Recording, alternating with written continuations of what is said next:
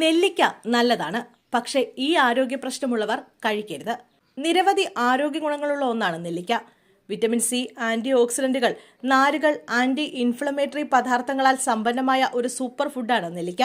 പ്രതിരോധശേഷി, ദഹനം, ചർമ്മം, രക്തത്തിലെ പഞ്ചസാര നിയന്ത്രണം എന്നിവയ്ക്ക് മികച്ചതായ നെല്ലിക്ക സാധാരണയായി ജ്യൂസുകൾ, സപ്ലിമെന്റുകൾ, അച്ചാറുകൾ, പൊടികൾ എന്നിവയിലും ചേർക്കുന്നു.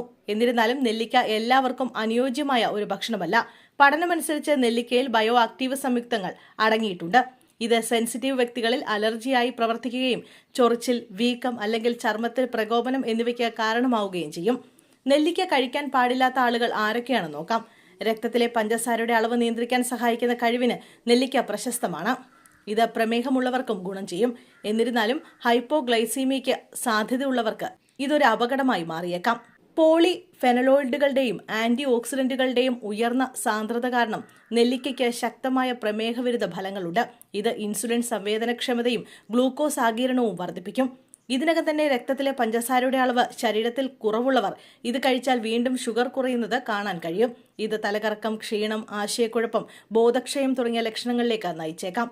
നെല്ലിക്കയ്ക്ക് അസിഡിറ്റി സ്വഭാവവും ഉയർന്ന വിറ്റാമിൻ സി ഉള്ളടക്കവുമുണ്ട്. ഇത് ചിലപ്പോൾ ആമാശയപാളിയെ പ്രകോപിപ്പിക്കും. ദഹനനാളത്തിന്റെ സംവേദനക്ഷമത, ആസിഡ് റിഫ്ലക്സ് അല്ലെങ്കിൽ അൾസറിന്റെ ചരിത്രമുള്ള ആളുകൾക്ക് നെല്ലിക്ക കഴിച്ചതിന് ശേഷം നെഞ്ചരിച്ചിൽ, വയറുവേദന തുടങ്ങിയ ലക്ഷണങ്ങൾ വഷളായേക്കാം.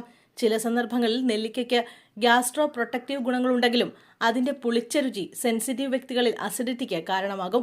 അതുകൊണ്ട് തന്നെ സെൻസിറ്റീവ് ആമാശയമുള്ളവരും അസിഡിറ്റിക്ക് സാധ്യതയുള്ളവരും നെല്ലിക്ക കഴിക്കുന്നത് ഒഴിവാക്കാം. നെല്ലിക്കയ്ക്ക് സ്വാഭാവിക രക്തം നിർമ്മിക്കുന്ന ഗുണങ്ങളുണ്ട്. ഇത് ഹൃദയാരോഗ്യത്തിന് ഗുണം ചെയ്യും. എന്നിരുന്നാലും വാഫറിൻ, ആസ്പിരിൻ അല്ലെങ്കിൽ ക്ലോപ്പിഡ്രോഗൽ പോലുള്ള ആന്റിഗുലേറ്റ് അല്ലെങ്കിൽ ആന്റി പ്ലേറ്റ്ലെറ്റ് മരുന്നുകൾ ഇതിനകം കഴിക്കുന്ന വ്യക്തികൾക്ക് നെല്ലിക്ക ചേർക്കുന്നത് രക്തസ്രാവത്തിനുള്ള സാധ്യത വർദ്ധിപ്പിക്കും.